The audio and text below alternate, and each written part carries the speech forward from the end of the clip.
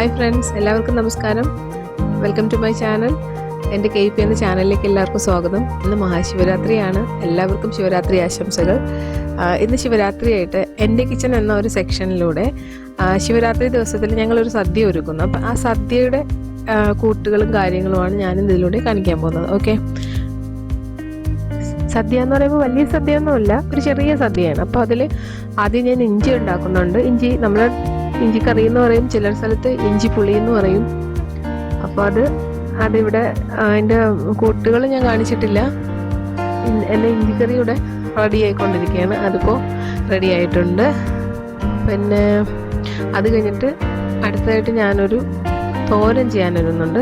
തോരൻ എന്ന് പറയുമ്പോൾ നമ്മൾ ബീൻസ് ഉപയോഗിച്ചിട്ട്, അപ്പോൾ ബീൻസ് ഉപയോഗിച്ചിട്ടൊരു തോരനാണ്. അപ്പോൾ അതിന് വേണ്ടിയിട്ടുള്ള സാധനങ്ങൾ ഇവിടെ റെഡിയാക്കി വെച്ചിട്ടുണ്ട്. അപ്പോൾ ഞാനത് കട്ട് ചെയ്തു.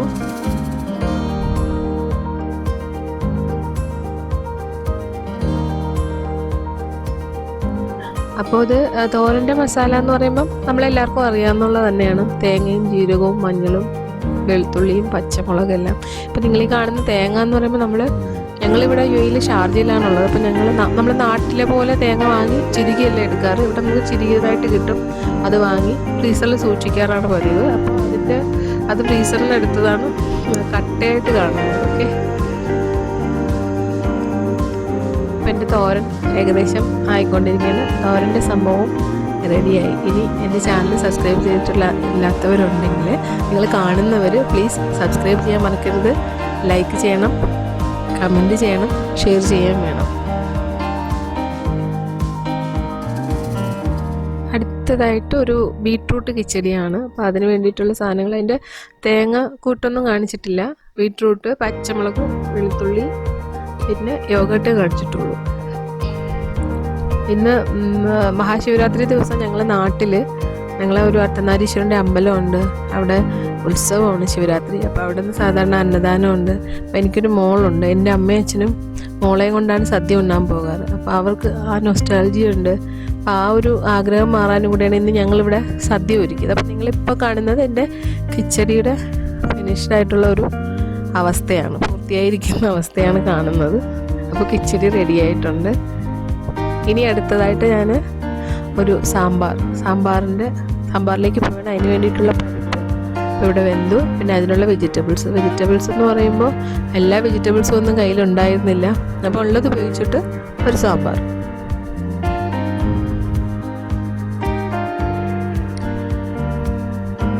അത് കട്ട് ചെയ്തു. പിന്നെ നമ്മൾ ഈ വെണ്ടയ്ക്ക കട്ട് ചെയ്യുമ്പോൾ എപ്പോഴും അത് നടുവിൽ നിന്ന് മുറിച്ച് കട്ട് ചെയ്യുന്നതായിരിക്കും നല്ലത്. അപ്പോൾ അതിനകത്തുള്ള പുഴുവൊക്കെ ഉണ്ടെങ്കിൽ നമുക്ക് അറിയാൻ പറ്റും. അല്ലെങ്കിൽ നമ്മൾ അറിയത്തില്ല, പുഴുവും കൂടെ അതിനകത്ത് പോകും. അപ്പോൾ എൻ്റെ സാമ്പാർ ഇവിടെ തിളച്ചു റെഡി ആയിരിക്കുകയാണ്.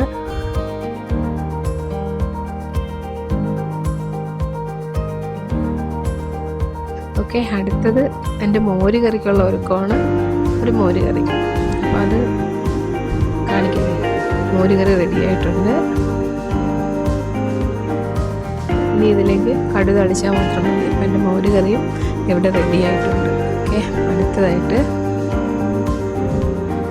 അടുത്തതൊരു കൂട്ടുകറിയാണ്. പൊട്ടറ്റോ. സദ്യയിലിവിടെ ഞങ്ങൾക്ക് എല്ലാവരുടെയും ഫേവറേറ്റ് ആയിട്ടുള്ള ഒരു സംഭവമാണ് കൂട്ടുകറി. അപ്പോൾ അതില്ലാത്തൊരു സദ്യ നമുക്കില്ല. അപ്പോൾ അതിവിടെ തയ്യാറാക്കാനുള്ള ഒരുക്കത്തിലാണ്. അതും ഇവിടെ പൂർത്തിയായി.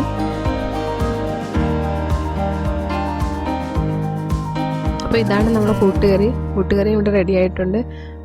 പിന്നെ എൻ്റെ ചാനൽ കാണുന്നുള്ളവർ ചാനൽ സബ്സ്ക്രൈബ് ചെയ്യാൻ മറക്കരുത്. കമൻറ്റ് ചെയ്യാനും ലൈക്ക് ചെയ്യാനും ഷെയർ ചെയ്യാനും മറക്കരുത്.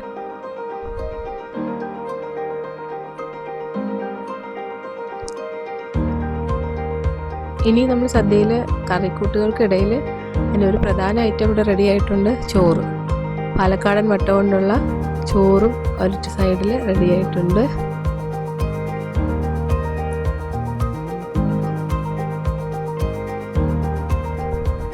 പിന്നെ അടുത്തതായിട്ട് പരിപ്പ്. നമ്മൾ ചോറിൽ പ്രധാനമായിട്ടും പരിപ്പ് ഒഴിച്ച് കഴിക്കാറുണ്ട്. അപ്പോൾ പരിപ്പിന് വേണ്ടിയിട്ടുള്ള ആദ്യം ഞാൻ കാണിക്കാൻ വിട്ടിട്ടുള്ള ഒരു സംഭവമാണ്. അപ്പോൾ അതുകൊണ്ടാണ് അതിൻ്റെ കൂടെ കാണിച്ചത്. അതിൻ്റെ നിറവായിട്ടുള്ള പയറും കാണിച്ചിട്ടുള്ള പയർ വെച്ചിട്ടാണ് ഞാനിവിടെ പരിപ്പ് കറി ഉണ്ടാക്കുന്നത്. പരിപ്പ് കറി ആയിട്ടില്ല, അത് കുക്കായി വെച്ചിട്ടുള്ള ഒരു അവസ്ഥയാണ്. പിന്നെ അടുത്തത് പപ്പടം കാച്ചിയിട്ടുണ്ട്.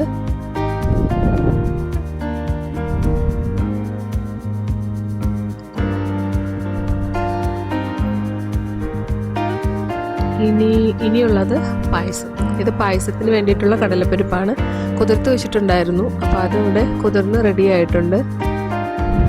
ഇനി കുക്കറിൽ അടിച്ച് പായസവും റെഡി ആയിട്ടുണ്ട്. കടലപ്രഥമനാണ്. അങ്ങനെ എൻ്റെ കടലപ്രഥമനും ഇവിടെ റെഡി ആയിട്ടുണ്ട്. ഓക്കെ,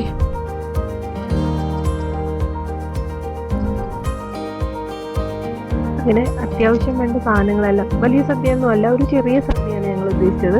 അപ്പോൾ അതങ്ങനെ ഇവിടെ പൂർത്തിയായിട്ടുണ്ട്. അപ്പോൾ ഇനി ഞങ്ങളത് എല്ലാം ഇലയൊക്കെ ഇട്ട് വിളമ്പി റെഡിയാക്കി വെച്ചിട്ടുണ്ട്.